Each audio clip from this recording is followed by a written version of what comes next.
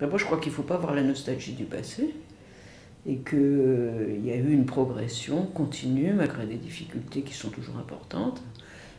Mais je pense que pour des gens de ma génération, ça a été des années extrêmement enrichissantes, car en particulier dans le domaine de l'hématologie, on est passé de maladies totalement incurables à une probabilité de guérison pour nos patients qui avoisine les 100%.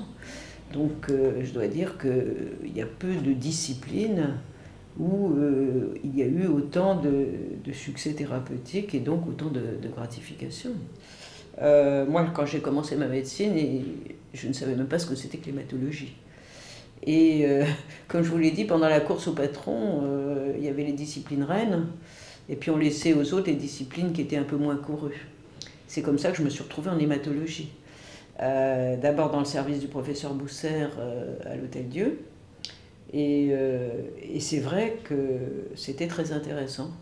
Et puis c'est vrai qu'on commençait à voir les premiers traitements des leucémies aiguës de l'enfant. Donc c'était vraiment un service où j'ai beaucoup appris.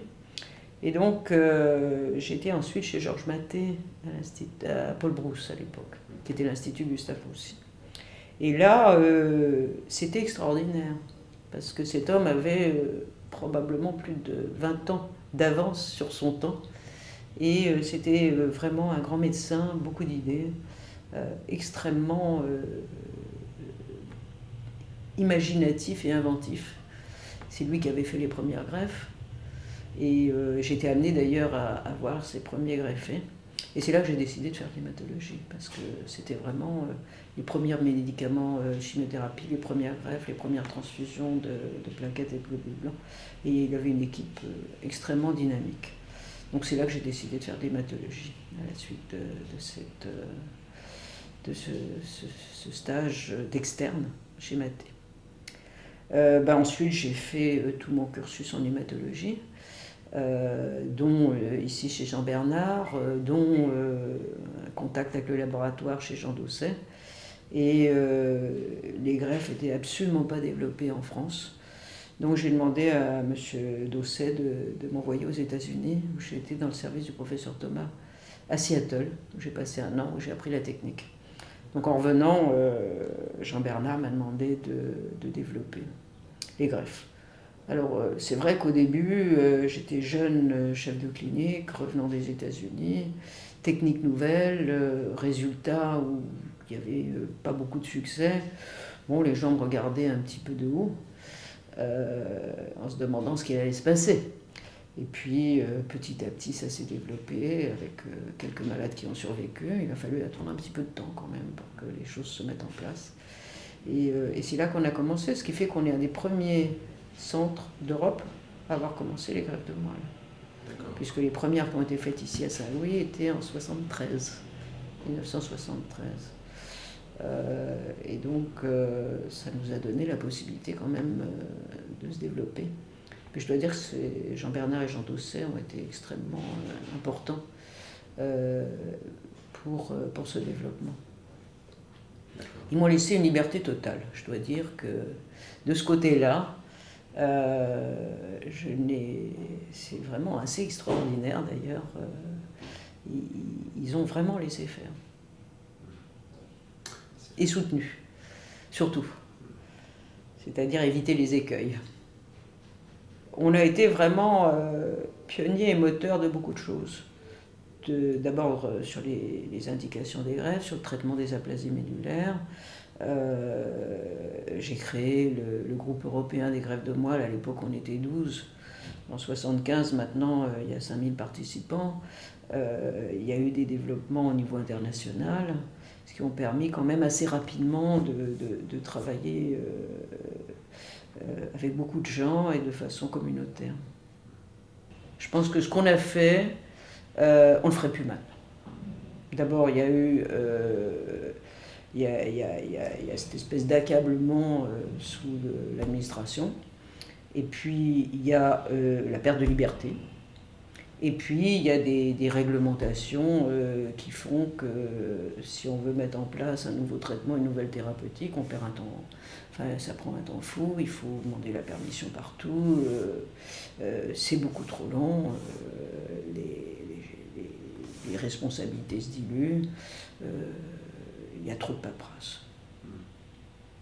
Mais Alors il n'y a pas que du négatif. Je pense que faire une accréditation, mettre noir sur blanc les critères de bonne pratique, tout ça c'est très bien. D'ailleurs j'ai travaillé beaucoup là-dessus, sur l'accréditation et tout ça. Je pense que c'est important. Mais il faut quand même laisser un espace de liberté parce que plus personne n'est plus responsable de rien. On revient au son de cordon, puisque c'est ça qui fait que c'est vraiment ce que j'ai fait de plus novateur dans ma vie. Lorsque mon collègue m'a appelé des États-Unis, il avait bien sûr proposé que cette première greffe soit faite aux États-Unis, c'est normal. D'autant plus que ce patient était suivi par une grande université américaine, au Duke, qui depuis d'ailleurs font plein de greffes de son de cordon. Et tous avaient dit qu'il ne fallait pas le faire parce que c'était pas éthique et que la science n'était pas prête. Moi, quand on m'a appelé, il se trouve que j'avais un avantage sur eux.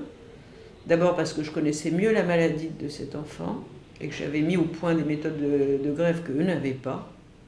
Enfin, c'était publié, mais ils ne l'avaient pas lu. Et ils ne l'avaient pas suivi parce qu'un truc qui vient d'une dame en France, quand on est américain, c'est pas possible. Surtout qu'ils avaient refusé ça dans des journaux américains, donc c'était dans un journal anglais. Et la deuxième chose, c'est que j'avais quand même l'expérience, longtemps avant, des greffes de foie fétale, qui était quelque chose qu'on faisait de façon expérimentale dans les débuts des années 80.